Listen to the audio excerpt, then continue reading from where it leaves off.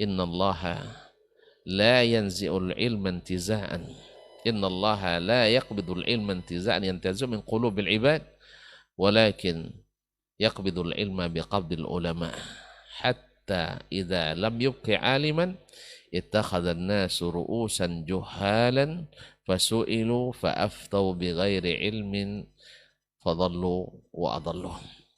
Abdullah bin Amr bin Al-As meriwayatkan dari Nabi sallallahu alaihi wasallam bahwasanya Allah tidak mencabut ilmu dari hati-hati hamba-hambanya, tetapi dengan mewafatkan para ulama.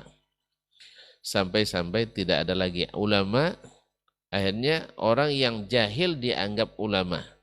Ittakhadhan nasu ru'usan juhalan, orang menjadikan orang-orang jahil sebagai pemimpin-pemimpin beragama. Akhirnya mereka ditanya, lalu mereka berfatwa tanpa ilmu, dan akhirnya mereka sesat dan menyesatkan. Oleh itu kaum muslimin, kaum muslimat, para pemirsa dan para pendengar yang dirahmati Allah SWT, karena besarnya kesesatan yang ditimbulkan oleh berbicara tanpa ilmu, karena berakibat berbicara atas nama Allah tanpa ilmu. Karena agama ini atas nama Allah. Siapapun yang berbicara tentang agama seolah-olah dia menjadi penanda tangan bahwa ini dari Allah SWT. Oleh sebab itu Imam Ibnul Qayyim rahimahullah menulis kitabnya I'lamul Muwaqqi'ina an Rabbil Alamin, untuk memberitahukan kepada para ulama yang berfatwa dalam agama harus dengan ilmu. Harus dengan ilmu, bukan dengan tanpa ilmu. Sebab seperti kata Ibnu Abil Izz Al-Hanafi rahimahullah, orang yang berbicara menafsirkan Al-Quran atau hadis Nabi SAW dengan ilmu, kalau salah tetap berpahala. Fa'innahu man takallama fid dini bil ilmi fahuwa ma'jurun wa in akhta'. Wa man takallama bi ra'yihi wa man takallama fil qur'ani bi ra'yihi fahuwa ma'thumun wa in asab. Orang yang berbicara menafsirkan Al-Quran tanpa ilmu, dia tetap berdosa sekalipun hasilnya benar. Sekalipun dia benar. Maka ini dilarang berfatwa tanpa ilmu, berbicara tanpa ilmu. Karena inilah yang menunjukkan ilmu yang berkualitas, karena memang yang melaksanakannya berkapasitas. Dalam agama ini, orang yang dianggap berilmu, orang yang berilmu adalah orang yang belajar, menghabiskan waktunya, mengorbankan kepentingan dunianya untuk mencari ilmu. Dan pada zaman sahabat Nabi SAW, kita dapatkan kanu yatadafa'un al-fatwa. Mereka itu saling menolak berfatwa. Bahkan seperti kata Abdurrahman ibn Abi Layla, adraktu fi hadzal masjid aktsara min 120 rajulan min ashabi Rasulillah sallallahu alaihi wasallam. Saya temukan di masjid ini, itu dia Masjid Kufah, lebih dari 120 sahabat Rasulullah sallallahu alaihi wasallam. Wa ma minhum min ahadin illa yatamanna ay yakfiyahu akhuhu al-fatwa. Tak satu pun mereka kecuali ingin yatamanna, saudaranya mewakilinya dalam memberikan fatwa. Artinya mereka tidak bersegera memberikan fatwa.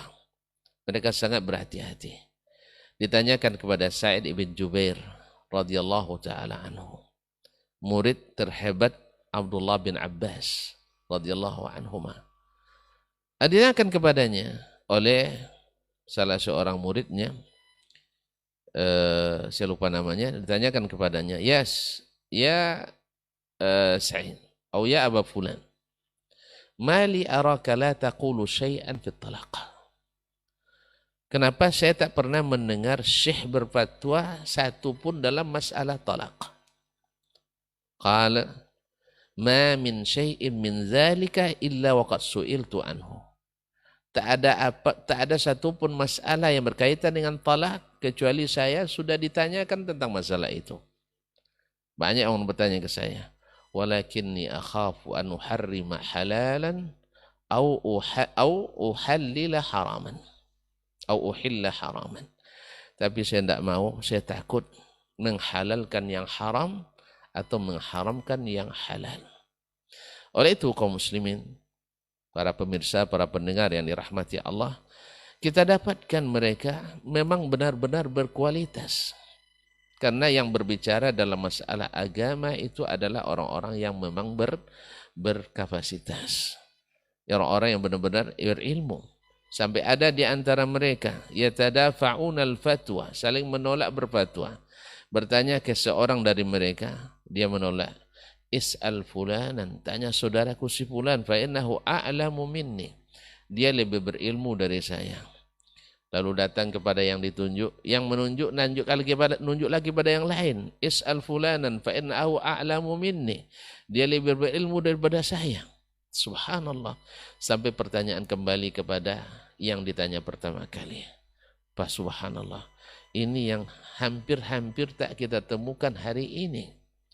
Bahkan di antara kita-kita yang dianggap sudah mengaji di atas manhaj sunnah Nabi SAW, merasa kalau temannya, saudaranya lebih duluan berfatwa, dia merasa rugi dan merasa terhina.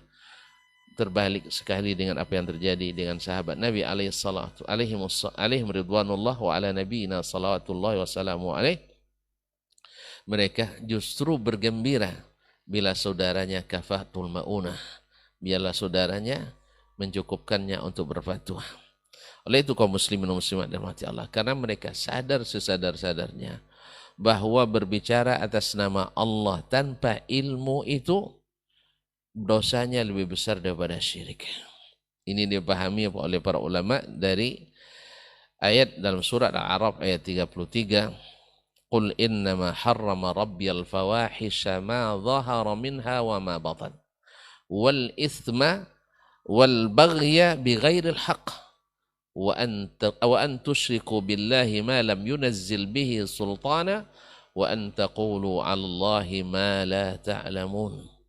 Berkata Imam Ibnul Qayyim rahimahullah ta'ala, menukil dari Syekhul Islam Ibnu Taimiyah rahimahullah, farattaba wa bada'a bil akhaffi dararan. Allah Subhanahu wa taala mengurut di sini memulai dengan dosa yang paling ringan. Ini kan dosa-dosa besar nih. Diharamkan dalam seluruh agama. Diharamkan dalam seluruh agama. Apa itu? Katakanlah innama harrama rabbiyal fawahisha ma dhahara minha wa ma batan. Sesungguhnya Rabbku hanya mengharamkan yang keji, baik yang nampak maupun yang tidak. Jadi maksiat-maksiat yang terlihat, yang nampak atau tidak. Al-fahisha iza utliqat, kalau yang diitlaq, dicarbut secara mutlak, maknanya adalah az-zina.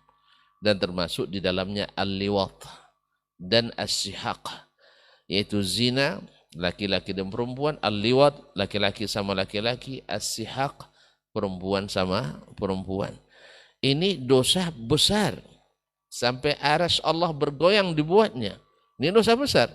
Tetapi dibanding yang setelahnya ini lebih kecil. Ma dhahara minha wa batan, baik kekejian yang terlihat maupun yang tidak terlihat.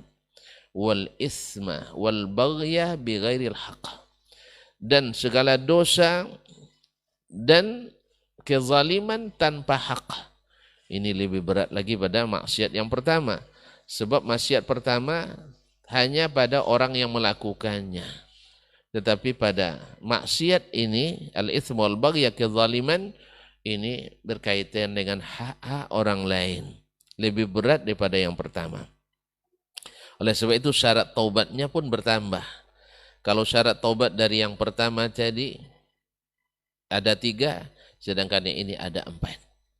Kemudian wa an tusyriku billahi ma lam yunazzil bihi sultana. dan kalian menyekutukan Allah dengan sesuatu tanpa ada dalil dan bukti dari Allah.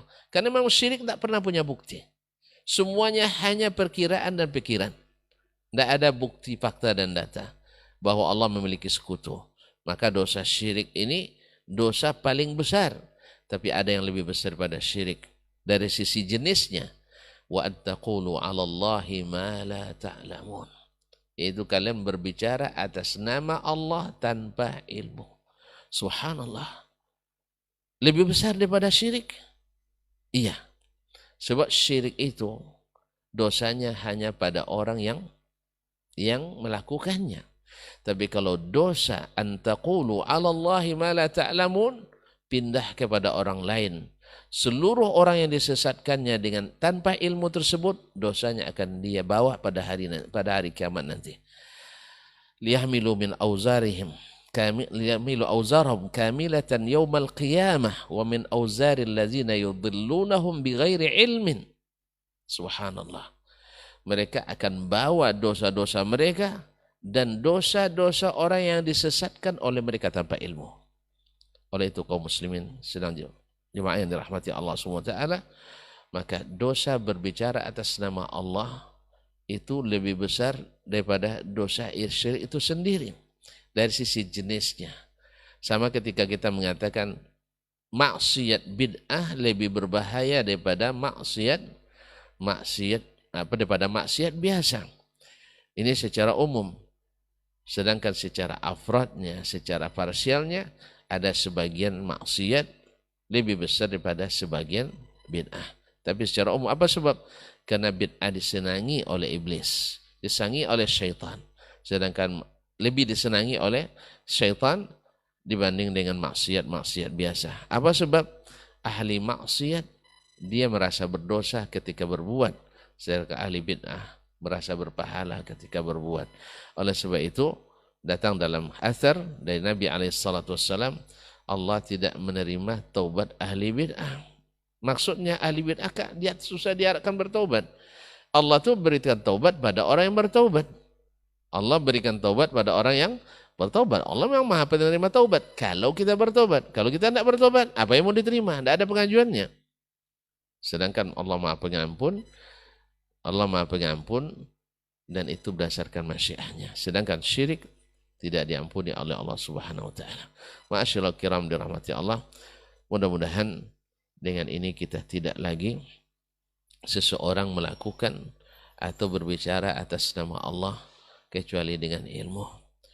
Termasuk ma'asyiral kiram dirahmati Allah, berbicara dalam agama tanpa ilmu adalah bermudah-mudahan mengatakan hadis-hadis palsu dan hadis-hadis dhaif, menyebarkannya di tengah masyarakat. Karena tidak satu pun hadis yang palsu dan hadis yang dhaif kecuali akan bertentangan dengan yang sahih dari Nabi SAW. Oleh sebab itu Nabi SAW katakan, man haddatsa anni hadithan yura annahu kadhib fahuwa ahadul kadhibain atau ahadul kadhibin. Siapa yang meriwayatkan hadis daripadaku dan dia ragu itu hadis sabit daripadaku, maka tetap juga disampaikannya, termasuklah dia berdusta. Apalagi hadis yang tak diragukan palsunya lalu tetap juga dipakai dan digunakan, ini termasuk wa an taqulu 'ala Allahi ma la ta'lamun, termasuk ilmu yang tidak berkualitas. Dan yang tidak kalah dosanya besar dan terlaknat adalah orang yang mengetahui ilmu tetapi berfatwa tidak mengikuti ilmu. Dia tahu itu ilmunya, ini yang benar, tetapi dia tidak mau menjelaskan yang benar. Man atahu Allah ilman fa'akatamahu aljamahu Allah yawmal qiyamati bilijamin min nar. Barang siapa yang Allah berikan ilmu baginya lalu dia sembunyikan dengan memfatwakan yang tidak dia ketahui, maka Allah akan kekang mulutnya dengan api neraka pada hari kiamat. Para ulama mengatakan yang terancam dengan neraka termasuk dosa besar. Maka menyembunyikan ilmu lalu memfatwakan yang tidak sesuai dengan ilmu, pada yang tergandung dua perkara besar. Satu, dosa menyembunyikan ilmu. Dua, dosa berfatwa tidak dengan ilmu. Mudah-mudahan Allah SWT jauhkan kita dari fatwa-fatwa yang tidak berkualitas dari orang-orang yang tidak punya kredibilitas dan kapasitas. Insya Allah akan disempurnakan oleh beliau kita, Dr. Helmi, dan memang beliau adalah bidangnya. Ya. Babat TV Sunnah, belajar agama baru alim.